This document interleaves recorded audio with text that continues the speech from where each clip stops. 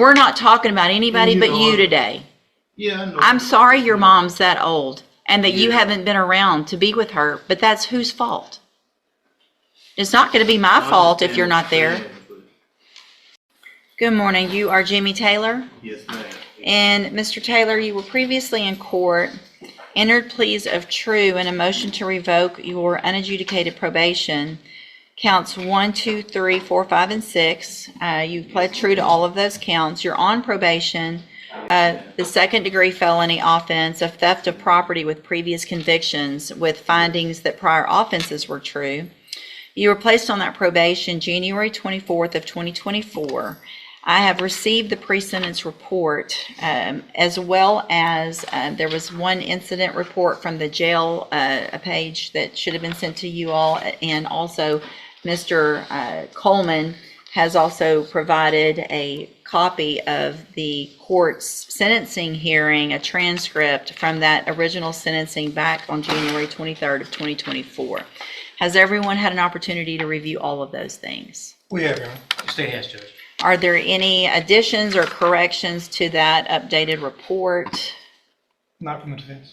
Not from the state, Your Honor. There are a couple of things I'd like to speak to if and when the court would like to hear from you. Yes, of course. So let me just, there's no agreement in this, correct? This was just open to the court? That's correct, Your Honor. Yes, Your Honor. And, all right, Mr. Rojas, you may proceed. Thank you, Your Honor.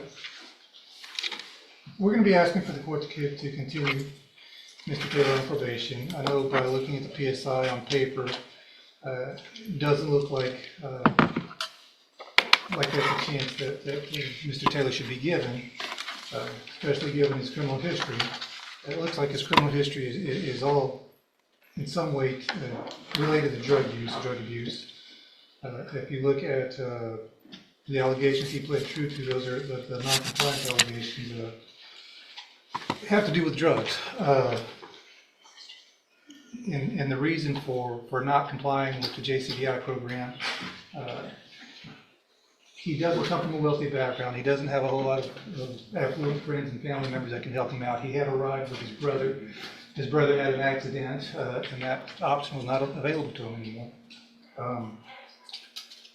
He indicates to me that he does want help getting off of the drugs, and I'm sure that when Mr. Coleman has a chance to speak, he's going to point out the comments made by the court to this defendant about not wanting to hear about needing more help with drugs or any relapses. I really don't, because here's the thing, Mr. Johnson. I'm looking back at your original pre-sentence report that when I put you on probation, and I make notations on those reports and make highlights and those types of things. And I'm noting that in that report, you already, before this case, had gone to ISF and SafeP. And then on this probation, I sent you to ISF at the beginning of the probation.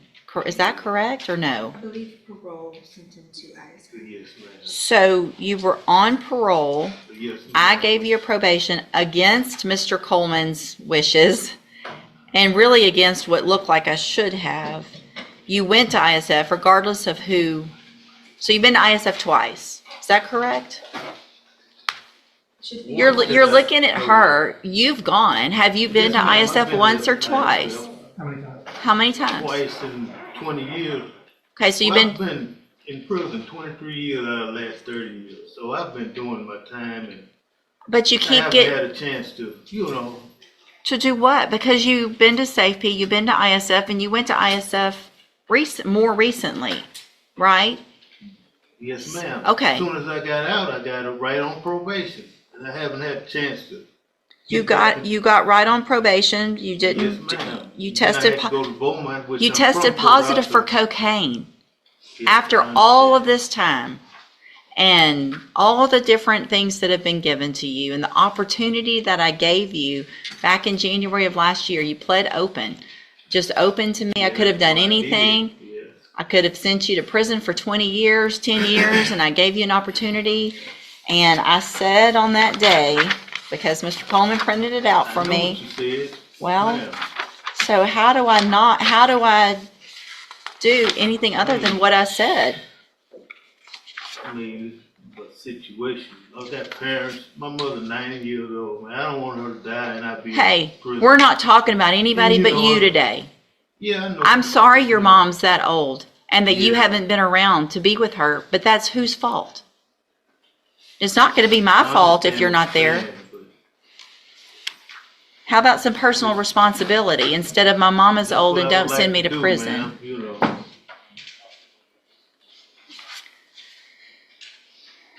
Judge, what I was saying about this. Go ahead. He was warned about not coming back and the court didn't want to hear about a relapse, but I don't know that this is really a relapse. He never really got the help. On this most recent term of probation with the JCDI, and if transportation is going to be a problem, I know he's already been to Safe P, Judge, but it would be the relapse portion of Safe P would be appropriate, or a whole new term. Hold on. So if I'm reading this, I want to know when he went to ISF this last time. Parole sent him when, because the way I'm reading is you were released from ISF and started JCDI August 6th of 2024. So I put you on probation in January, and between January and August, you went to ISF last year. Is that correct or no? Parole sent him to ISF because of this new charge. Okay. So when was that? He was in custody in Jefferson County, Mhm. and then from custody. Went straight there. parole, So I placed you on probation. You never got out. You went and got help at ISF. Okay. All right. Anything else? And Judge, if the court, and it seems like the court is not leaning towards probation. No. No. I would point out, we understand the range of punishment is up to 20 years, but the bottom line of that range is 2 to 20. And I still haven't done anything yet. So your response and how you act right now is going to go into what I do. Now, I understand the legislation makes it possible to go all the way up to 20, but it also makes it possible to go down as low as 2. I think we have to look at each case for the facts, and the underlying offense was a theft at the Dollar General, I think, or Family Dollar, I think it was about $100 worth of merchandise.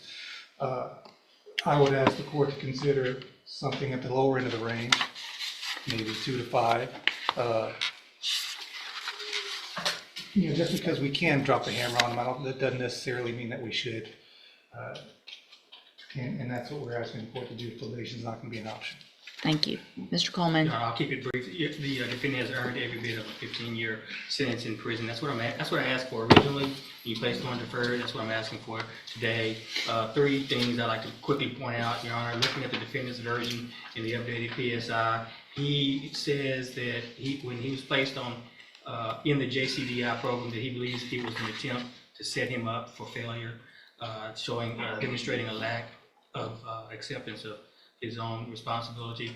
The resources and time that have been dedicated to this defendant, limited resources, mind you, could have been redirected to someone who is more amenable to being rehabilitated. Lastly, you got his full criminal history there in the original PSI. And I provided you with the transcript from the sentencing just to remind the court. I know you see a lot of defendants, but just to remind the court that you essentially told him up front this was essentially a zero tolerance probation.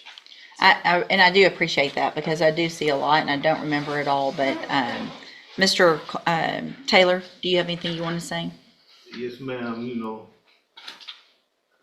Been through a lot of things in my life, people dying in my family and other things, drugs, but, I think, that I could do better if I had a chance, proper opportunity, ma'am. And I did a lot of time. I've done my time. You have. I don't think just putting me in prison I think I need a chance. I really do.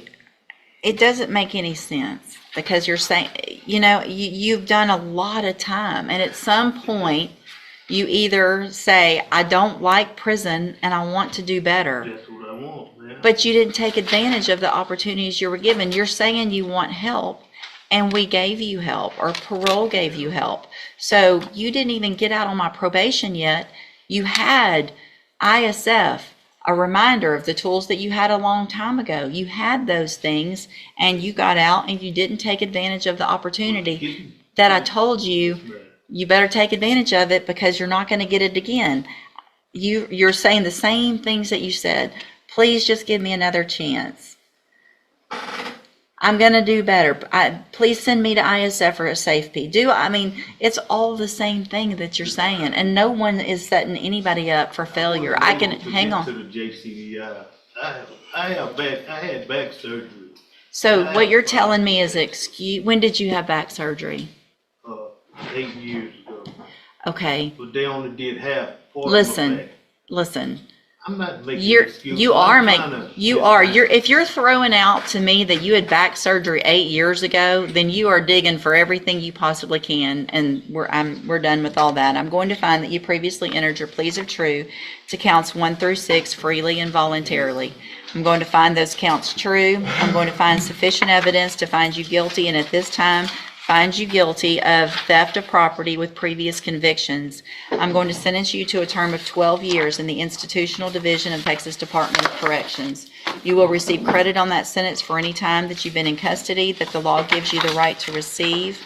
I'm going to hand you trial court certification that shows this was not an agreement. You do have some limited rights to appeal. You can talk to Mr. Rojas about that. I'm also going to hand you a written admonishment regarding your ineligibility to possess a firearm or ammunition. Because of the judgment entered against you, you're ineligible under Texas law to possess a firearm or ammunition. Possession of a firearm or ammunition could lead to charges against you. Firearm is a legal term, and you should read the written admonishment I provide you to see what devices qualify as a firearm. If you have any questions about the laws that make you ineligible to possess a firearm or ammunition, or about how long that lasts, you can talk to Mr. Rojas. Y'all need to sign that, and he'll give you a copy of it. Thank you. Thank you, ma'am, for being here.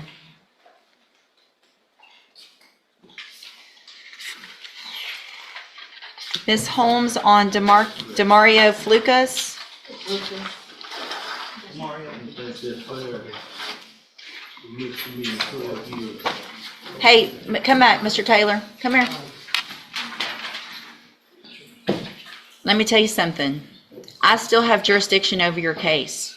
So any disrespect that you show me right now, I can add years to that number. Is that what you would like to do? I do think it's fair.